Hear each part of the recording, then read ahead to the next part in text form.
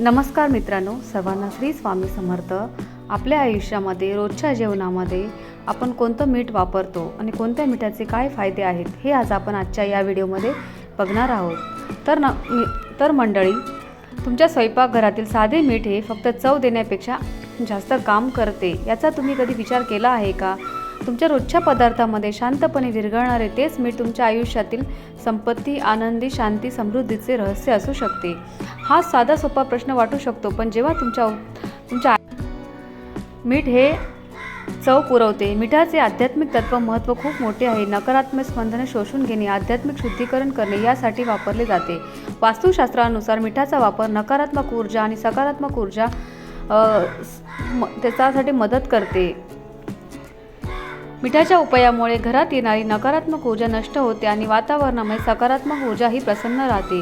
मीठ नकारात्मकतेने स्पंदन शोषून घेते आणि शुद्धीकरण करते, एजंट म्हणून काम करते। मिठाच्या पाण्याने आंघोळ करणे किंवा समुद्र स्नान करणे हे आपल्या आध्यात्मिक शुद्धीकरणासाठी खूप म्हणजे महत्त्वाचे मानले जाते। मिठाचा वापर वाईट शक्तीपासून संरक्षण आणि पवित्र सीमा निर्माण करण्यासाठी केला जातो आणि विधीप्रमाणे म्हणजे प्रार्थनेमध्ये याचा वापर यशासाठी आणि आध्यात्मिक संरक्षणासाठी केला जातो। मीठ जे तुम्ही सामान्य मान्यता ते प्रत्यक्षात एक अत्यंत शक्तिशाली ऊर्जा वाहक आहे। प्राचीन ऋषींनी त्याला धारणा शक्ती म्हटले होते। नकारात्मकतेला रोखणारी सकारात्मकता ऊर्जा जपणारी शक्ती आहे। आजच्या व्हिडिओमध्ये आपण अशा एक गुपित माहितीमध्ये आपण आज जाणून घेणार आहोत, त्यामुळे हा व्हिडिओ तुम्ही अगदी शेवटपर्यंत नक्की पहा। तुम्ही जर चॅनलवरती नवीन असाल तर चॅनलला सबस्क्राईब नक्की करा आणि व्हिडिओला एक लाईक करून कमेंट बॉक्समध्ये जय माता महालक्ष्मी असे लिहायला विसरू नका। जे ज्ञान आपण पाहणार आहोत, आपण जे ज्ञान शिकल्यावर तुम्हाला आश्चर्य वाटेल की अचानक इतकी आपल्या आयुष्यामध्ये धनसंपत्ती ही कुठून आली। योगानंद म्हणायचे की जेव्हा तुम्ही विश्वाच्या अदृश्य शक्तीशी जुळून घेता तेव्हा तुमचा निसर्ग तुमच्या आत जे आहे तेच परत करतो। निसर्गाशी सुसंवाद साधण्याचे काही रहस्य इतके सोपे आहेत की आपल्या आयुष्यामध्ये आपल्या डोळ्यासमोर असतानाही ते अदृश्य असतात, जे तुमची आर्थिक ऊर्जा उघड करू शकते। तर मित्रांनो, मिठापासून सुरुवात करणारी, पण लक्षात ठेवा, हे जादूटोणा नाही, अंधश्रद्धा नाही, तर अजिबात नाही। हे ऊर्जेचे विज्ञान आहे, हे चेतनेचे संतुलन आहे, आध्यात्मिक संयमाची समज आहे। योगानंद यांनी ऑटोबायोग्राफी ऑफ योग या पुस्तकामध्ये लिहिलेले आहे। या सर्व घटकांच्या चेतनेनुसार, पातळीनुसार प्रभाव पडतो आणि मीठ पृथ्वी आणि पाण्याच्या घटकावर मिश्रण नकारात्मक ऊर्जा शोषून घेण्याची क्षमता आहे। तर मित्रांनो, आता आपण कल्पना करा, जर तुम्ही ते योग्य ठिकाणी ठेवले तर तुमच्या जीवनातील नकारात्मक काढून टाकण्यासाठी तुम्हाला समृद्धीकडे घेऊन जाणार नाही। या व्हिडिओमध्ये आपण या 4 खास ठिकाणी मीठ ठेवल्यास काय होते हे पाहणार आहोत, पण लक्षात ठेवा, काही ठिकाणी मीठ ठेवल्याने ते इतके खोलवर परिणाम करते की ते तुमच्या आत एक कंपन निर्माण करतं। तर चला पाहूया, पहिल्या ठिकाणाबद्दल बोलूया। सर्वात सोपा पण सर्वात दुर्लक्षित तुमचा मुख्य दरवाजा आहे, तुमच्या घराचे प्रवेशद्वार। तुम्ही विचार करत असाल की मीठ आणि मुख्य दरवाजावर याचा आपल्या आयुष्यामध्ये काय संबंध आहे? थांबा, एक श्वास घ्या आणि हा विचार मनात येऊ द्या।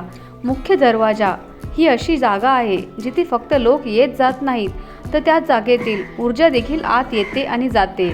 जर हा दरवाजा नकारात्मकतेने वेढलेला असेल तर आत जाणारी कोणतीही सकारात्मक ऊर्जा तुमच्या घरात आत येणारच नाही, तर ती तिथेच थांबते। तर मित्रांनो, प्राचीन भारतीय वास्तुशास्त्रामध्ये मुख्य दरवाजा ही मुख्य ऊर्जा मानली जाते। तिथून ठेवलेली कोणतीही वस्तू येणारी ऊर्जा रोखू शकते किंवा आकर्षित करू शकते। म्हणूनच नकारात्मकतेला शोषून घेण्याची क्षमता मीठ वापरले जाते। मुख्य दरवाजाजवळ ठेवल्यास ते प्रवेश करणाऱ्या सकारात्मक ऊर्जा शोषून घेते। परंतु हे मीठ नेहमी कोणत्याही धातूच्या भांड्यात ठेवू नये, एक विशेष भांड्यात ठेवावे। शक्यतो मीठ हे काचेच्या आणि मातीच्या भांड्यातच ठेवावे। ते दरवाजामध्ये कोपऱ्यात ठेवावे, जे थेट दिसत नाही तर ऊर्जेच्या रेषेमध्ये आहे।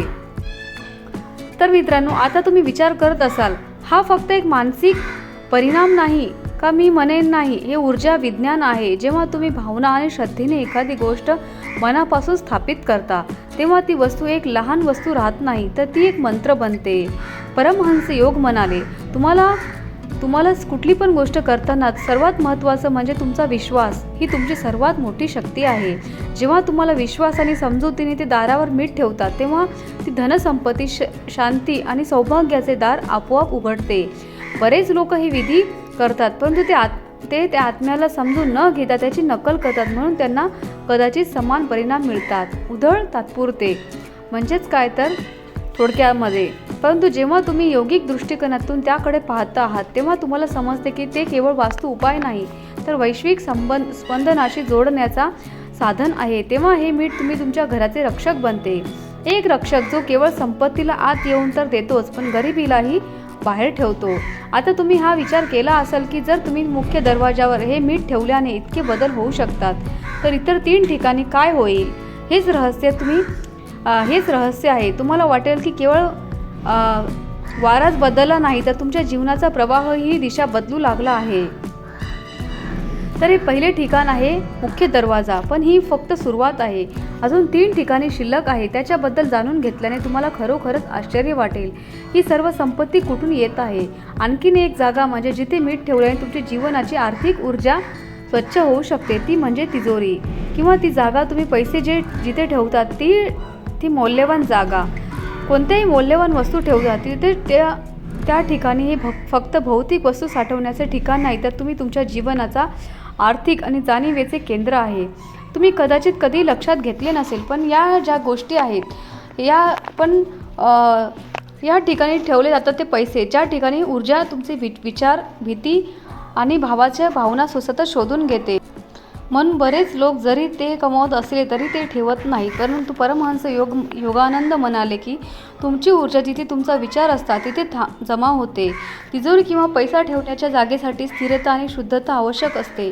म्हणून मीठ यामध्ये एक अद्भुत भूमिका बजावू शकते. तुम्हाला फक्त एक लहान वाटी रॉक सॉल्ट किंवा साधे मीठ भरायचे आहे आणि ते तिजोरी एका कोपऱ्यामध्ये ठेवायचे आहे. पण लक्षात ठेवा, ही वाटी कोणत्याही धातूपासून बनवलेली नसावी. ही वाटी फक्त माती आणि काच, चिनीची माती वाट्या सर्वात योग्य मानल्या जातात कारण त्यांच्या शुद्ध स्वरूपात ऊर्जा शोषून घेण्याची, उत्सर्जित ऊर्जा निर्माण करण्याची क्षमता असते. आता तुम्हाला प्रश्न पडेल की मिठाच्या वाटीमुळे संपत्ती येईल का. नाही, संपत्ती बाहेरून येत नाही तर आतून येते. मीठ त्या आतील ऊर्जेला संतुलित करते. ते तुमच्या आर्थिक प्रवाहामध्ये अडथळा आणणारे भय, चिंता आणि लोक शोषून घेते. जेव्हा हे अडथळे दूर होतात तेव्हा तुमच्या आयुष्यामध्ये संपत्ती येऊ लागते.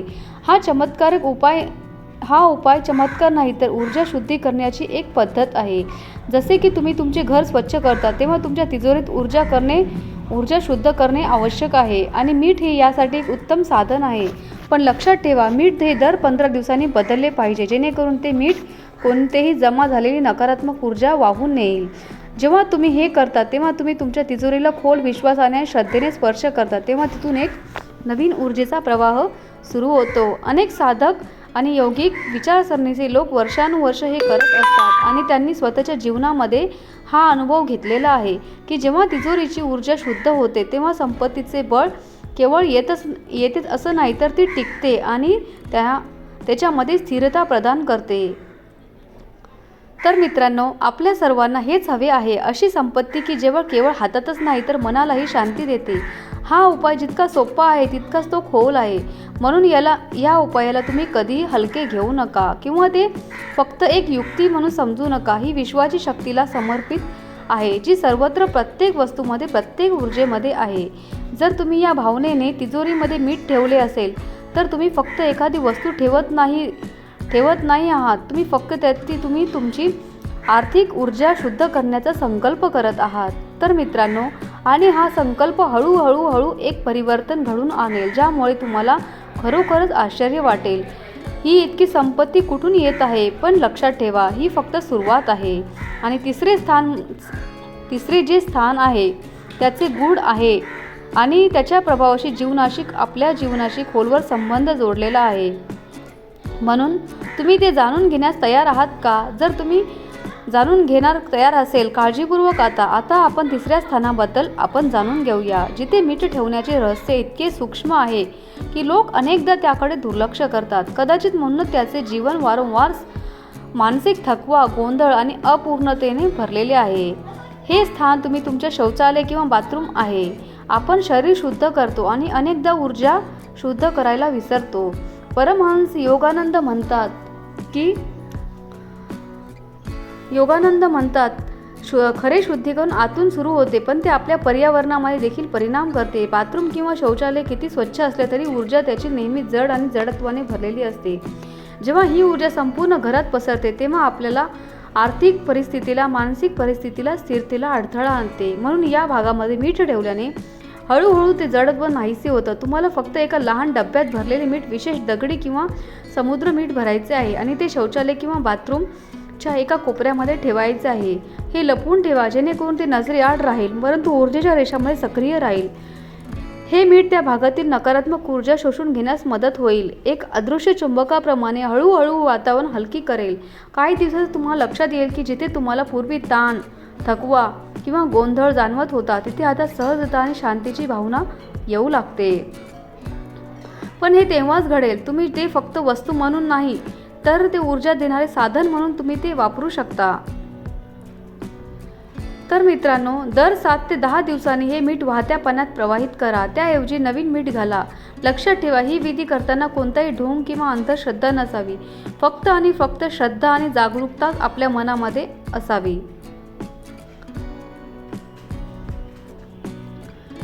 तर मित्रांनो, हा उपाय त्यांच्यासाठी आहे जे त्यांचे घर केवळ 4 भिंतीची रचना नसून ऊर्जा केंद्र आहे.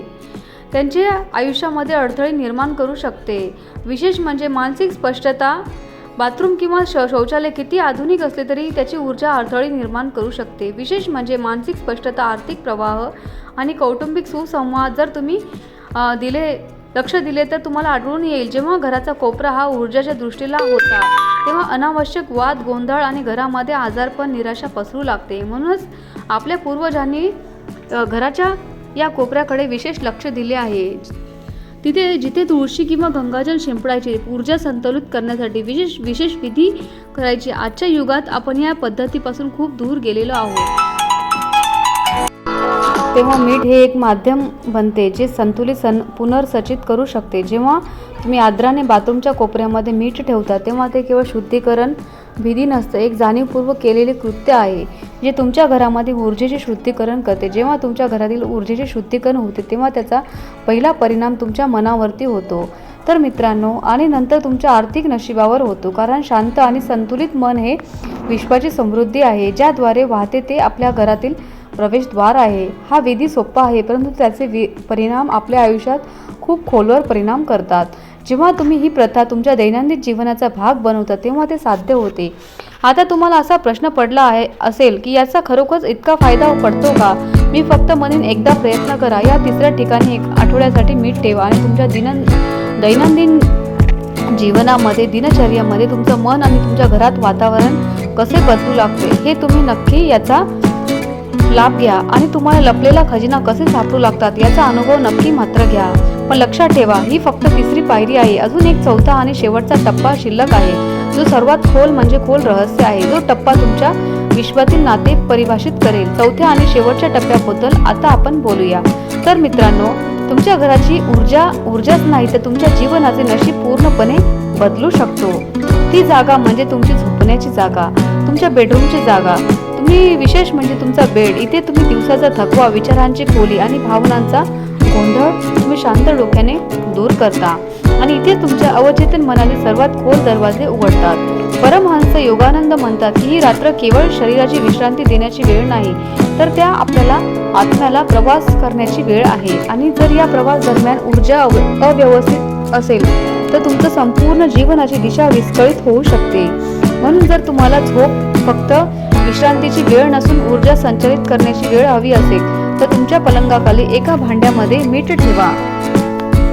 आणि विशेष म्हणजे जिथे तुमचे पाय विश्रांती घेतात, हे मीठ तुमच्या झोपे दरम्यान येणारी नकारात्मकता शोषून घेते आणि तुमचे अवचेतन शुद्ध करते. आणि हळूहळू तुमच्या आज असे विचार पेरते की संपत्ती, यश आणि सकारात्मकता या सगळ्या गोष्टींना संधी आकर्षित करतात. तर दर 10 दिवसांनी हे मीठ बदला आणि वाहत्या पाण्यामध्ये विसर्जित करा. पण हे करत असताना एक संकल्प करा की तुम्ही आता जागे व्हाल आणि तुमच्या जीवनाचे तुम्ही स्वतः स्वामी व्हाल. पण हे जे तेव्हाच घडेल जेव्हा तुम्ही हा उपाय एक युक्ती नाही तर एक अंतर्गत सराव मानता, कारण विश्वाला खऱ्या श्रद्धेची गरज आहे, ढोंगाची नाही. आणि जर तुम्हाला ही ऊर्जा कधी थांबवू शकत नाही असे वाटत असेल तर प्रवाह कधी थांबू नये, तर आजच हे तुम्ही तुमच्या जीवनामध्ये समाविष्ट करा या सगळ्या गोष्टींना. जर तुम्हाला हा व्हिडिओ महत्त्वपूर्ण वाटला असेल, व्हिडिओची माहिती उपयोगी वाटली असेल तर व्हिडिओला एक लाईक नक्की करा आणि चॅनलला सबस्क्राईब करा आणि आम्हाला प्रोत्साहित करा. तसेच आपण सर्वांनी हा व्हिडिओ मनापासून पाहिल्याबद्दल मनापासून धन्यवाद.